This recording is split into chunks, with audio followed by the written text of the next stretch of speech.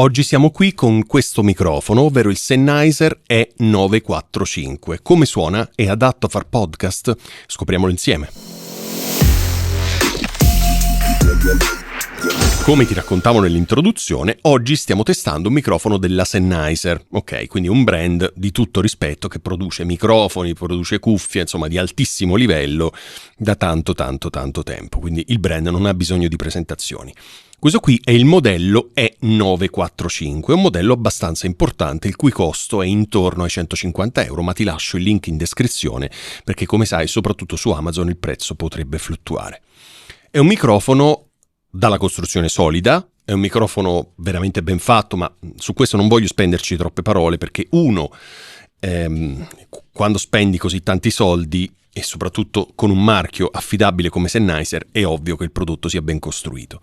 Punto numero 2, visto che questo microfono deve star fermo, è perché dobbiamo registrare, non dobbiamo cantare su questo canale, lo sai, non parliamo di voce cantata ma di voce parlata, quindi nel momento in cui il microfono è fermo lì, o è di plastica, o è d'acciaio, o è di cartone, ti cambia poco. Ovviamente sto estremizzando il concetto, no? Per dirti come sì, il materiale è buono, ma non voglio spenderci troppe parole.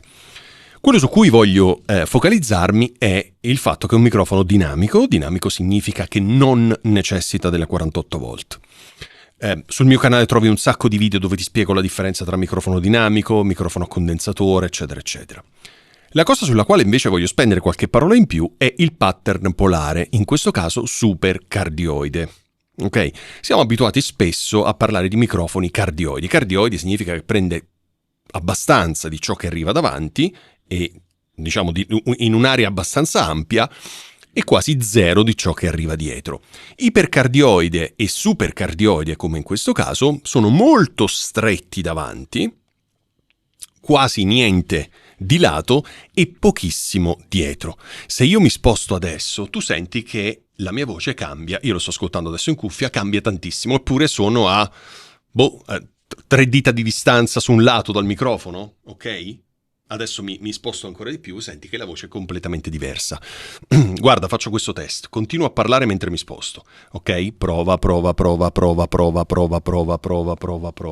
Visto? Basta pochissimo per spostarsi e il suono cambia.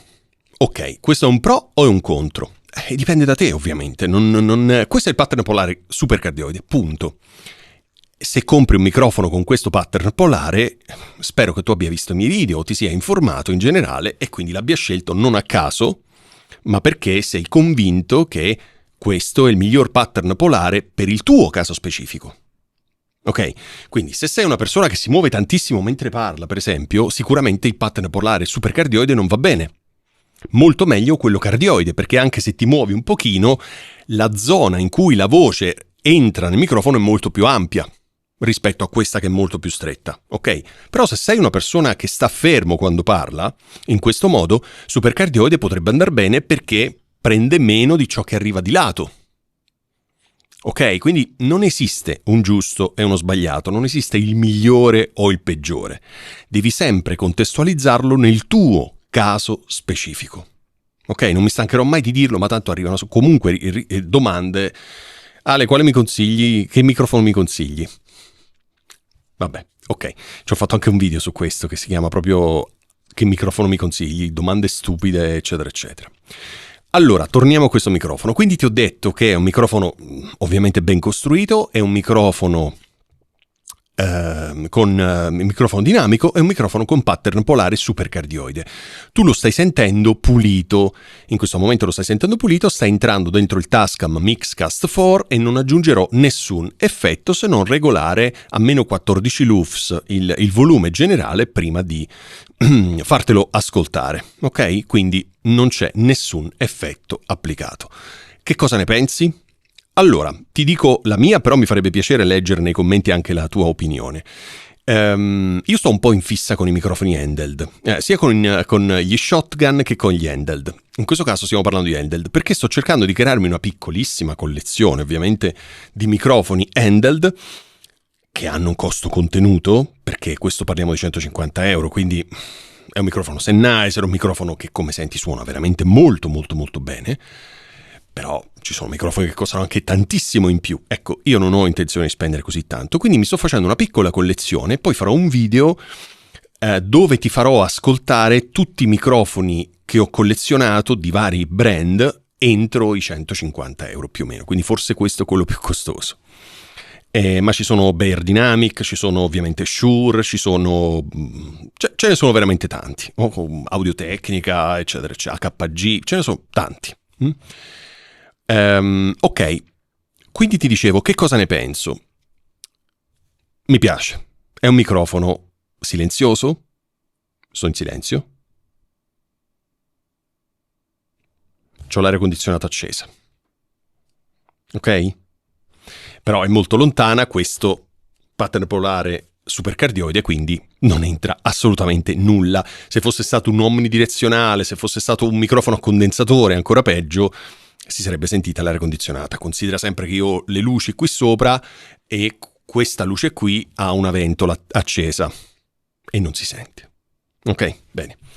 È un microfono che mi piace tanto, non è il classico microfono scuro, è un microfono, io lo trovo molto equilibrato. È un microfono che mi piace parecchio perché ti restituisce un suono molto pulito, veramente molto pulito, molto equilibrato, molto... non trovo eccessi né eccessi in più, tipo una spinta su, non so, frequenze medie per esempio, oppure un taglio netto da qualche parte.